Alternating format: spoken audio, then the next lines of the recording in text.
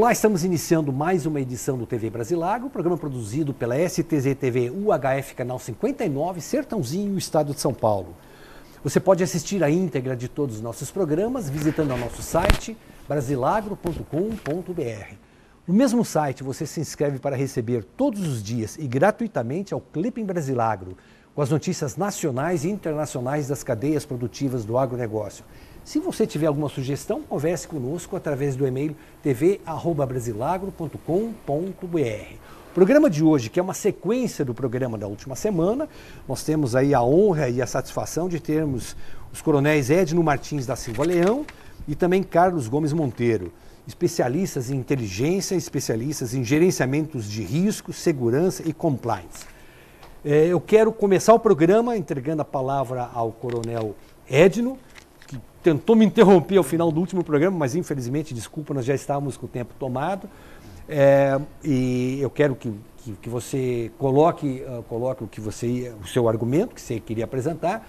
É importante destacar que houve já uma reunião sua junto com o presidente do Sindicato e da Associação Rural de Ribeirão Preto, Joaquim Augusto, onde o que foi conversado foi exatamente essa questão que é o tema dos nossos dois programas. Ok.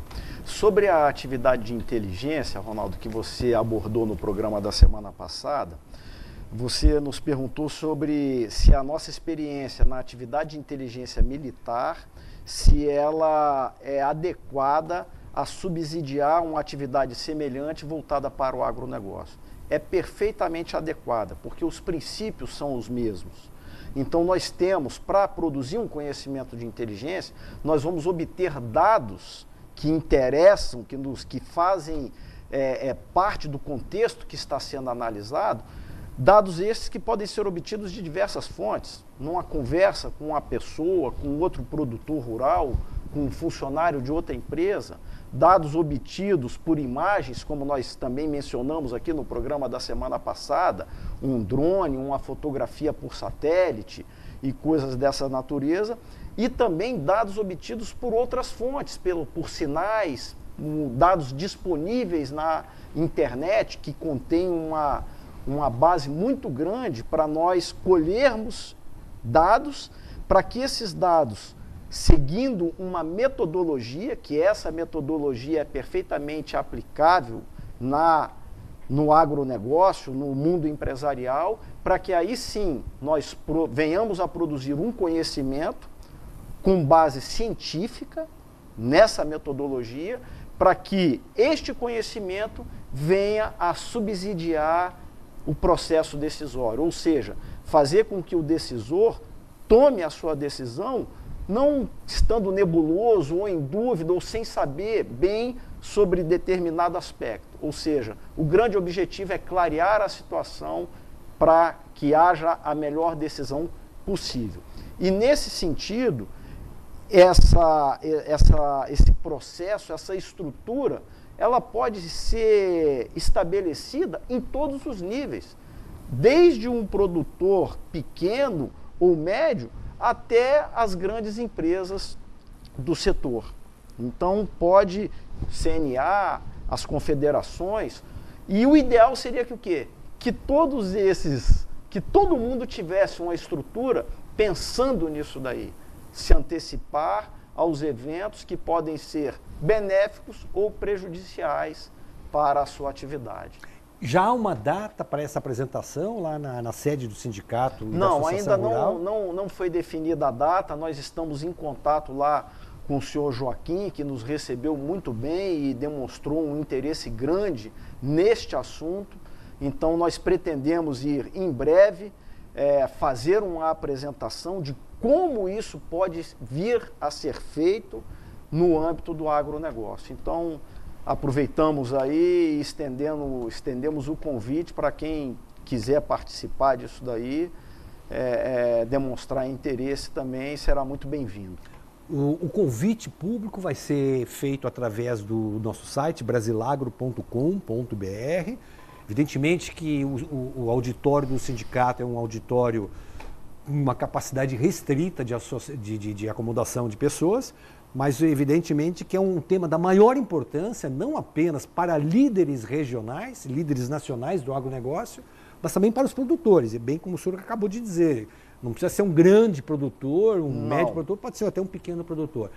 E com a autorização dos senhores, nós vamos também, o Brasilagro vai estar presente, vamos gravar o que de mais importante for dito nesse dia, para podermos democraticamente levar essas informações aí para o Brasil e também para fora do Brasil, mostrando aí para os produtores a importância da aplicação de conceitos militares de inteligência a favor da atividade privada, a favor do agronegócio principalmente.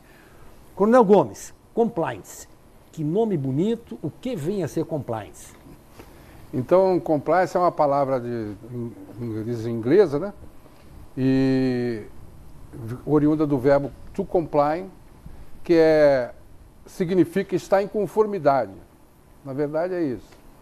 E ela adquiriu uma dimensão maior, né? Porque, na verdade, ela expressa uma atividade que existe dentro das empresas, voltada para o gerenciamento do risco de conformidade, para o gerenciamento do risco de integridade, porque ela é mais voltada, né, para a preservação da ética, dos negócios, ou seja, uma exigência do ambiente, né, de negócio que nós vivemos agora nessa quadra histórica que nós estamos aí, né? Parece que a palavra ética passa a ser inserida não apenas nas relações pessoais, nas relações entre os atores, mas também nas instituições, não é isso? Sem dúvida, porque em função da globalização da economia, né, nós concorremos aí, as nossas empresas concorrem com empresas de todos os lugares do mundo, né? E passamos a negociar com a Europa, com a Ásia, né? Ou seja, num determinado local, por exemplo, onde uma empresa qualquer se vale de trabalho escravo, ela vai ter um custo de produção menor. Isso significa que ela vai colocar o produto à venda no mercado internacional por um preço mais baixo. E uma empresa que vive num país onde que não se admite o trabalho escravo e não pratica o trabalho escravo, ou eticamente ela não considera a possibilidade de ter esse trabalho escravo, né, ela vai ter um custo de produção maior, vai competir em desigualdade. Então o que acontece? Os países onde é mais desenvolvida a parte da ética nos negócios acabam pressionando os países onde é menos desenvolvida a adotar uma posição diferente, uma posição ética nos negócios para haver uma igualdade de competitividade internacional. Na verdade, o propósito todo disso é esse, haver uma igualdade de condições no mercado. Coronel Gomes, eu vou lhe pedir uma licença, Coronel Edno também, 2 minutinhos. Pode às vezes ser um pouquinho mais, menos, mas o senhor está colocando dessa forma a importância do compliance e eu recordo, e o telespectador que nos acompanha já há 10 anos teve o privilégio de assistir uma ação pontual de compliance. O nome não era esse ainda. Nós fomos procurados pelo secretário da Presidência da República, à época do governo Lula, primeiro mandato do governo Lula, Luiz Dulce, que foi um sindicalista do Sindicato dos Professores de Minas Gerais, é quem fazia os discursos bonitos que o Lula lia, né? Era o Luiz Dulce quem fazia. Foi porta-voz. Porta-voz. E o Luiz Dulce nos chamou para o Palácio do Planalto, um determinado dia lá, para pedir uma ajuda, porque os produtores de açúcar, álcool e etanol, os produtores de cana, não estavam entendendo uma determinação do presidente Lula de que havia necessidade de se criar uma mesa de negociação entre fornecedor de cana e usineiro e trabalhadores, no sentido de se barrar trabalho escravo e trabalho infantil. Então havia uma dúvida grande. E o ministro Dulce foi muito honesto conosco, dizendo, olha, eu preciso levar isso para o setor sucroenergético, para dizer por que a gente está fazendo isso, porque não estão entendendo. Estão, inclusive, boicotando a iniciativa. Digo, vamos lá, ministro. Microfone, câmera, o senhor fala aqui. E aí ele falou, uma entrevista de 15, 20 minutos, ele falou, olha, o objetivo nosso é efetivamente barrar o trabalho escravo nas usinas, no plantio de cana, e barrar o trabalho infantil, né, e o trabalho escravo. Isso nós temos que acabar. Por uma razão muito simples. Há um movimento organizado, há um lobby constituído em Washington, lobby esse patrocinado por grandes corporações como Coca-Cola, Nestlé e PepsiCo, que não querem, estão ameaçando a exportação brasileira de açúcar, porque ela envolve trabalho escravo e trabalho infantil, de mão de obra infantil. E nós temos que ter um compromisso por parte dos produtores de que nós vamos acabar com o trabalho infantil, que era pontualmente uma outra fazenda que tinha ainda nos rincões aí, que não estava acompanhando a legislação trabalhista. E o presidente à época do Fórum Nacional Sucroenergético, que representa as usinas, Anísio Tormena, já falecido, que foi também presidente da Alcopar no Paraná, um político, um empresário de uma visão muito grande, veio do setor de cooperativas. O Anísio Tormena foi o primeiro que, depois que foi dada essa explicação, falou, não, nós vamos apoiar, e se inverteu a posição. Resultado, a empresa de lobby contratada, o escritório de lobby contratado em Washington para forçar, barrar, proibir a exportação brasileira de açúcar, por essas razões, acabou se desmantelando, não teve mais necessidade de atuar. E numa entrevista de 15, 20 minutos, o ministro Luiz Dulce explicou exatamente isso que o senhor acabou de falar aqui. Nós temos outros segmentos, outros setores, né, onde se questiona, agora isso fazem já há mais de 10 anos, né? Mas hoje a palavra ética, depois desses escândalos todos, advento de Lava Jato, a palavra ética é uma palavra que está na boca de todo mundo. E não só na boca, mas está no bolso, está no coração, está no sentimento, né? Hoje nenhum pai mais gosta já de educar o filho dele com uns princípios que não sejam os princípios de ética. Claro. Nas relações pessoais, nós não admitimos mais, temos um amigo que não respeita a ética, não respeita a honestidade. Não é? Nós assistimos um jogo de futebol quando vemos aqueles desacertos em campo, principalmente do meu pobre coitado Corinthians, ou do nosso pobre coitado Corinthians, tão perseguido, né? Atribui-se aos juízes dos jogos do nosso grandioso Corinthians os resultados brilhantes. Agora, quando nós perdemos, aí atribui-se. O problema é a gente começar a falar do Corinthians e não falar mais de compliance. Então vamos falar de Corinthians para animar um pouquinho mais o programa aqui.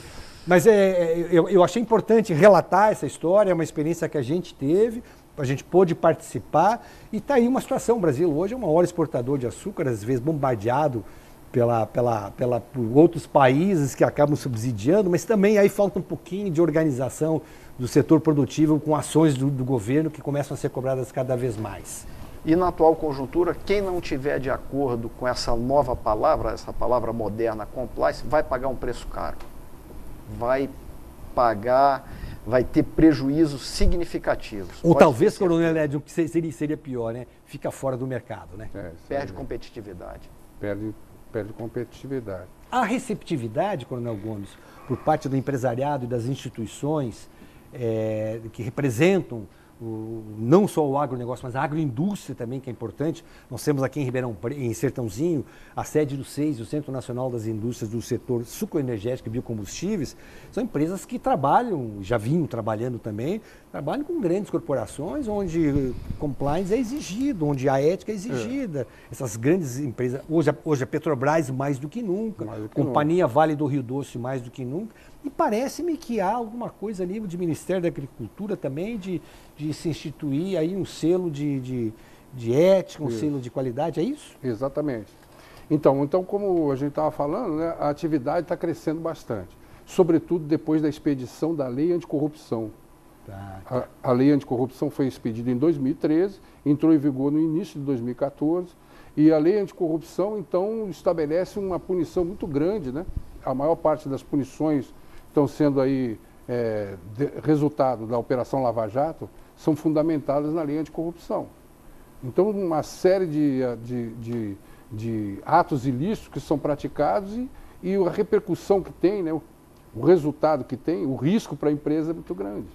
Então, a empresa tem que criar um mecanismo que proteja ela, inicialmente proteja ela dessa possibilidade de ser multada, de até haver dissolução compulsória. A lei prevê até a dissolução compulsória da empresa. É só acompanhar o que aconteceu com as várias empresas aí que estão envolvidas na Lava Jato, quais os resultados que teve, né, a operação para a atividade econômica da empresa. Todas as empresas estão com muita dificuldade, resultado do que aconteceu na Operação Lava Jato.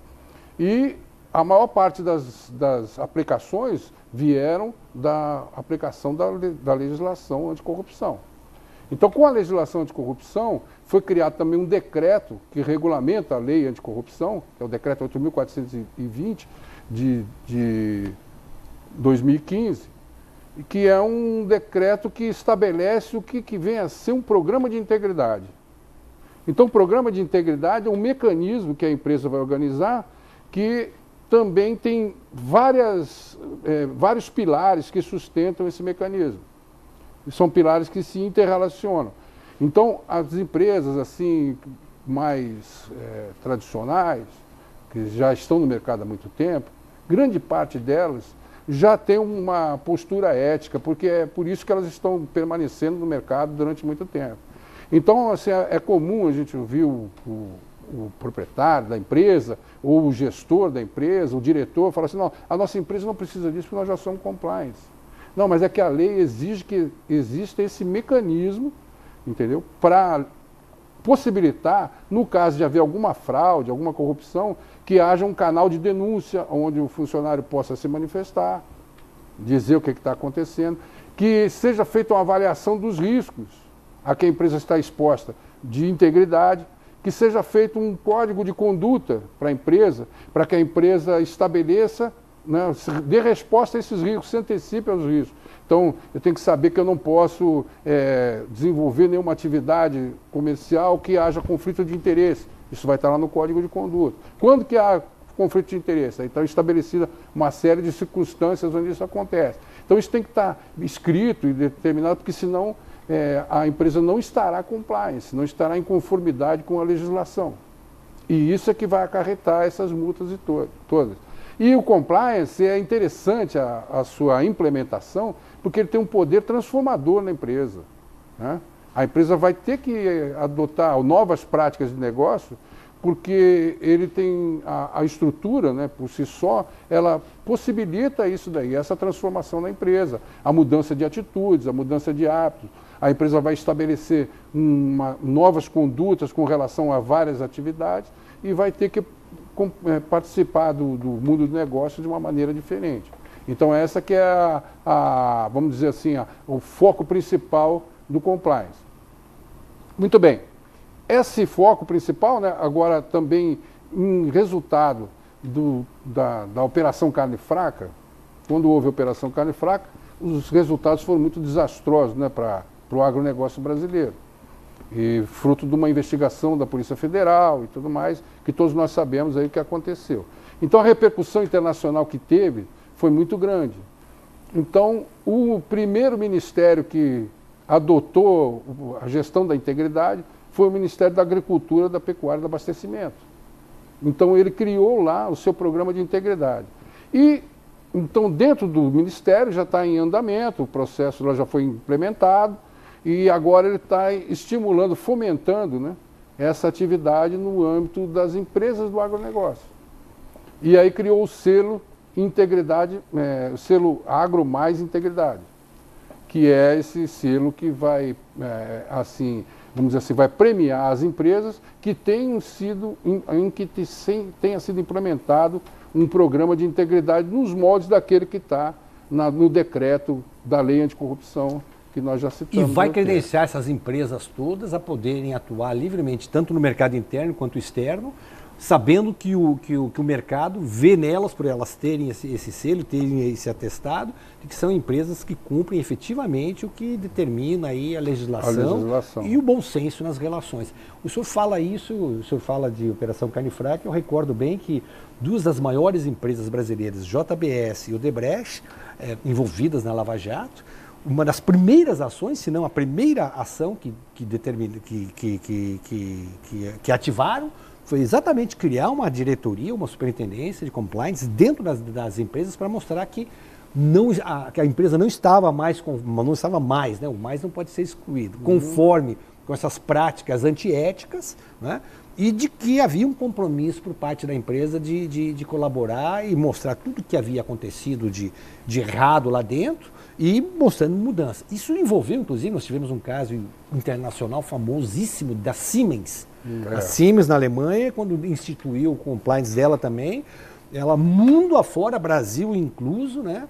Mostrando, devolvendo, pagando multas pesadíssimas para poder ficar de acordo com o compliance. O senhor quer deixar claro que isso vem para ficar e para modificar completamente as relações de negócio e o ambiente de negócios das empresas do mundo. Nacional e internacional. É um caminho sem volta. Caminho sem volta. No caso do selo Agro Mais Integridade, ele tem foco, são 3 focos.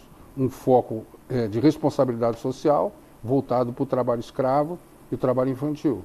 Que é a velha história que eu acabei de relatar aqui da cana. Também um foco ambiental, ou seja, obediência à legislação ambiental. E um foco de compliance. Esse foco de compliance, até então, acho que as empresas do agronegócio, os outros 2, como você mesmo relatou, já são uma preocupação mais antiga das empresas, mas agora as empresas terão que implementar, na verdade, esses programas de integridade que ainda não tinham implementado, acho que não implementaram ainda, né? Mesmo com essa exigência internacional. Tem um aspecto muito importante da legislação que chama-se a responsabilidade objetiva. A responsabilidade objetiva está na lei anticorrupção, atribui, né, ao produtor, vamos chamar de produtor, né, por caso do agronegócio, né, ao produtor, a responsabilidade sobre qualquer tipo de desvio ético que tenha sido cometido para beneficiar a empresa dele. Por ele, por funcionário dele, ou por terceiros, inclusive, por empresas contratadas. Vamos supor assim, uma empresa comprou um equipamento internacional para colocar num frigorífico, numa planta frigorífica qualquer. Esse equipamento internacional está retido lá no porto, que não está com dificuldade de desembaraço alfandegário. E vai um preposto da empresa lá, por conta própria, acelerar o processo daquela maneira que a gente sabe que não é ética. E a empresa recebe o equipamento e um funcionário lá do porto faz uma denúncia. A empresa vai se responsabilizar pela atitude de um terceiro que foi lá no porto tentar fazer o desembaraço alfandegário, que é uma coisa que a gente sabe que às vezes acontece, né? Não deveria. Mas que não deveria acontecer, mas que agora a empresa é que vai ser responsabilizada. Então ela tem que, além de desenvolver um ambiente ético nela, tem que ter um ambiente ético desenvolvido junto aos seus terceiros. O terceiro tem que saber qual é o código de conduta e de ética da empresa para que ele não viole o código de conduta e ética da empresa no desenvolvimento das suas atividades normais lá. E tem mais, ainda exige que uma outra empresa que é fornecedora daquela empresa também tenha um programa de integridade implementado. Então é uma atividade em cadeia, né? As empresas maiores estão fazendo um rigoroso, né, due diligence, que chama, né? Então, ou seja, uma diligência bem profunda para saber se aquele elemento com quem você está negociando, se ele tem algum problema ambiental, se ele tem trabalho escravo. Nós estamos vendo aí um candidato a presidente da República que é dono da Riachuelo, né? Flávio Rocha. Flávio Rocha. Então, Flávio Rocha foi fazer uma entrevista na Jovem Pan, em São Paulo. A primeira coisa que perguntaram para ele, uma das primeiras coisas que perguntaram para ele vai ser atacado muitas vezes, vai ter que explicar isso muitas vezes, é porque a Riachuelo contratou uma empresa lá para fazer um serviço de umas confecções, né, da área de confecções, e essa empresa parece que empregava, tem uma denúncia contra a empresa que ela empregava trabalho escravo. Então ele não tem nada que ver com aquela empresa, né, em termos, não é dono da empresa, não, mas ele tem responsabilidade dele, sobre as pessoas com quem ele contratou. Ele tem que explicar, vai ter que explicar isso todas as vezes, porque aí ele explicou que não, a empresa houve uma denúncia, está sendo investigado. Ele nem citou o nome da empresa, a gente nem sabe, só sabe que isso afeta a ele. O que o senhor acaba de falar me remota a uma outra experiência que nós colocamos aqui no TV Brasilágro. Na mesma época do que estávamos em Brasília com o ministro Luiz Dulce, houve uma auditoria de um dos maiores importadores de açúcar do mundo, numa usina aqui de Sertãozinho. E este auditor, ele veio à usina, ficou 2 dias na usina e foi atrás de um fornecedor de equipamentos para a sua usina. Veja bem, a indústria de base, usina, indústria de base, foram à indústria de base, olharam lá e aí pediram a relação de fornecedores da indústria de base. Indústria de base de Sertãozinho. E um deles, escolhido aleatoriamente, ficava em Cravinhos. E foram a Cravinhos para visitar esse fornecedor, um terceiro da cadeia. Chegando lá, viram um dono de uma pequena oficina, fazendo uma limpeza em umas peças lá, no fundo da empresa dele, um corguinho, aqui fala corguinho, um corguinho, e o sujeito pegou o óleo que estava, a graxa que estava lá, e na frente do auditor, jogou no corguinho. Adivinha quem pagou a fatura? A usina. A usina, porque eles saíram de Cravinhos direto na usina. Olha, você tem um fornecedor de um fornecedor seu que não está cumprindo ambientalmente o que está estabelecido na nossa compliance. Não está estabelecido no nosso contrato. No nosso contrato. Não precisa falar que o prejuízo imenso, desacreditação de um bom fornecedor que acabou sendo penalizado também por falta de responsabilidade ou de corresponsabilidade numa questão ambiental. E essa legislação ela é tão rigorosa que ela mesma já prevê que não adianta falar, eu tenho aqui um departamento de compliance. Não, tem que comprovar que realmente existe o departamento e tem que comprovar a efetividade desse departamento. Então não adianta ter só para, não, aqui tem. Não, vai ter que apresentar mecanismos, indicadores de que esse departamento realmente está em funcionamento e que ele é eficaz. A implantação de um departamento desses requer um investimento muito grande? Eu acho que o investimento não é muito grande e o retorno é muito grande para a empresa, né? Porque a empresa, certamente, grande número de empresas, né, tem fraudes, né, que a empresa não consegue saber que tem, né?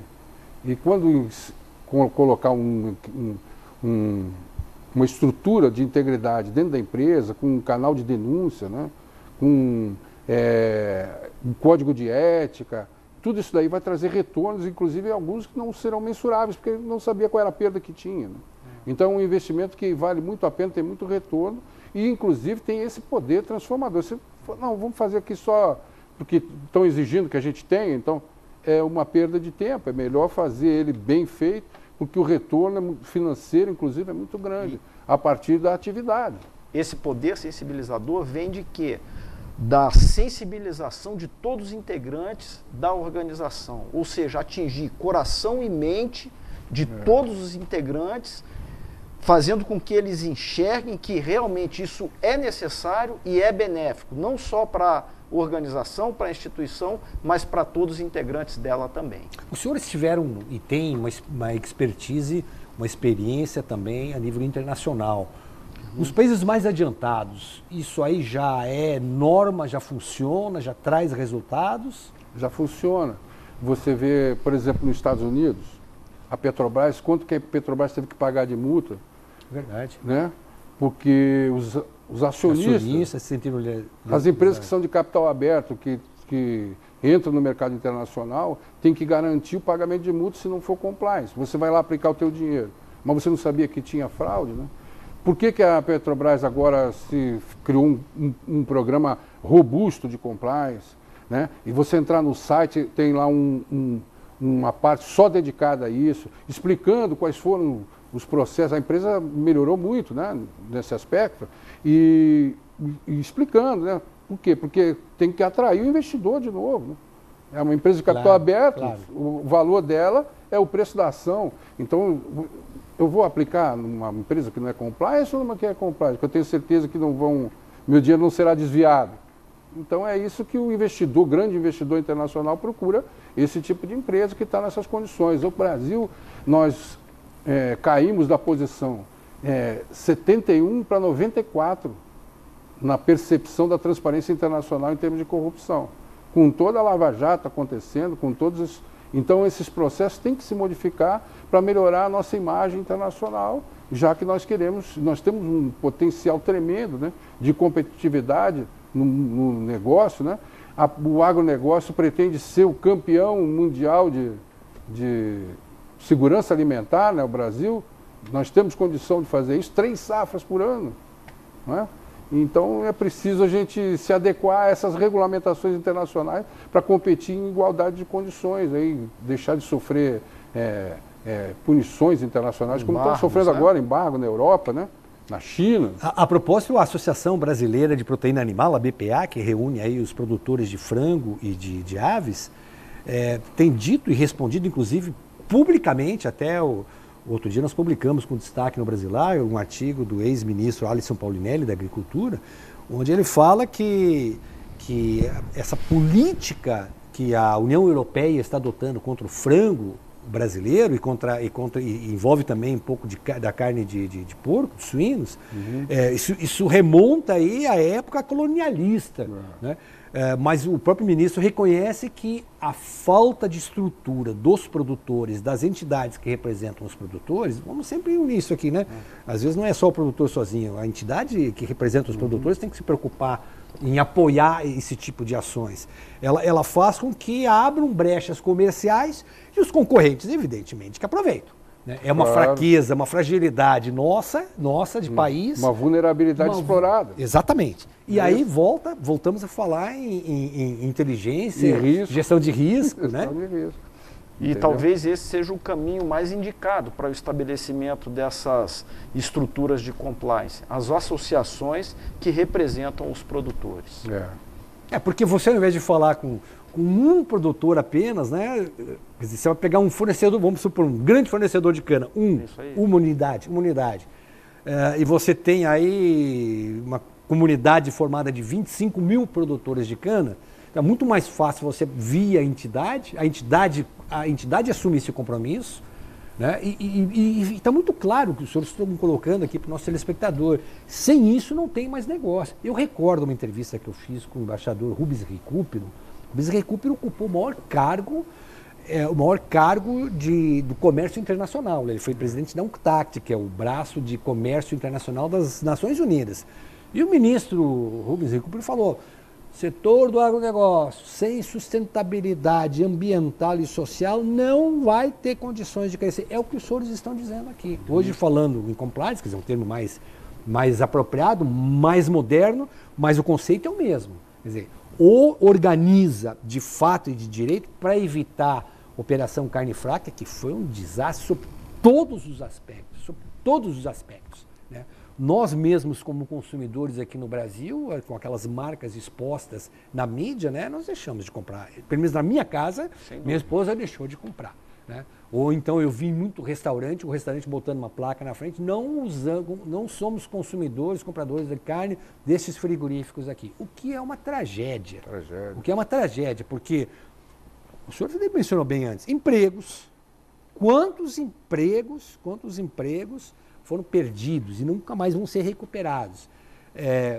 Poderia ser previsível, claro, pelo que os senhores trazem de experiência do setor militar, da vida na prática de técnicas militares, que são técnicas usuais aí na questão de gestão. Isso mesmo. E esse mundo aí do negócio internacional, né, o comércio internacional, ele é bastante complexo, né? A gente vê que tem muitas acusações que não são fundamentadas, né? E isso também é uma maneira, né, da própria empresa, do agronegócio, se salvaguardar. Não, olha, o que nós fizemos, nós tivemos uma denúncia com relação a determinado fato e tomamos a seguinte providência. Para demonstrar que está a cavaleira da situação, né? Tem conhecimento completo de tudo que está acontecendo no âmbito do seu negócio. Ainda mais nessa época de proliferação das fake news, né? Verdade. Então, nessa busca de competitividade, de você prejudicar o seu concorrente, se a empresa não se amparar, ela pode pagar um preço caro. Eu estou sendo sinalizado pelo nosso diretor lá, o Júlio Bobato, já falando assim, tá no limite do tempo. Só uma constatação rápida. Fake news.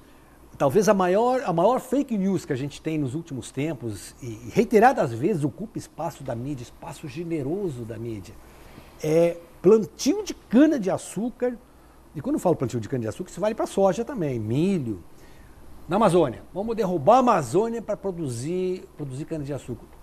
Houve uma comissão no Senado, onde há poucas semanas esse assunto foi um assunto discutido. Eu recordo de uma entrevista, eu vou recordando 10 anos, coronéis, de entrevista, a gente tem muita coisa boa para mostrar. Uhum. Entrevista com o ministro, a época ministro da Agricultura, Roberto Rodrigues, falava assim, foi a primeira vez que esse assunto veio à tona, ele falou assim, gente, cana é um bambu. Você não vê bambu crescendo embanhado. Não, o bambu precisa, em determinado momento, de muita água, depois precisa de sol. Então não tem plantio de cana na região amazônica, não tem no Pantanal, não tem, tecnicamente não tem. Ele é professor da Unesp, professor hoje da Fundação Getúlio Vargas. No entanto, vira e mexe um fake news aqui, o Brasil vai derrubar a mata amazônica lá para plantar cana. Nada a ver, né? Eu infelizmente, eu estou no limite do horário aqui. Agradeço muito a gentileza de terem vindo até Sertãozinho, nos dar esse prestígio, essa honra de podermos conversar sobre assuntos pontuais, mostrar para o nosso telespectador, para as nossas lideranças do agronegócio, caminhos, saídas para podermos resolver um problema sério, um problema que tem que ser encarado e tem que ser vencido. Então eu agradeço a presença dos senhores aqui. Fico inteiramente à disposição para uma outra oportunidade que vier na nossa região aqui. Volte aqui para a gente poder conversar. Uma conversa muito amistosa. A satisfação é toda nossa. Muito respeitosa e é importante saber que a gente pode usar tecnologias que foram muito bem desempenhadas e foram muito bem implementadas no campo militar, trazer isso para a iniciativa dos produtores da iniciativa privada. É muito importante isso. Podem contar conosco, estamos à disposição. Muito obrigado mesmo. É uma honra muito grande para nós aqui ter participado do seu programa e, sobretudo, falar do agronegócio, que é um orgulho para todos nós brasileiros, né? Nós, como militares e como patriotas e brasileiros, sentimos muito orgulho dos resultados que nós temos com o agronegócio, que realmente é o que segura a nossa economia, na verdade. É uma honra poder ter nos recebido aqui para tratar desse assunto que é de tanto interesse para todos nós brasileiros. Obrigado. Muito obrigado mais uma vez a você, telespectador amigo. Nossos agradecimentos, espero que tenham gostado. Nós voltamos na próxima semana com novos entrevistados. Até lá, muito obrigado.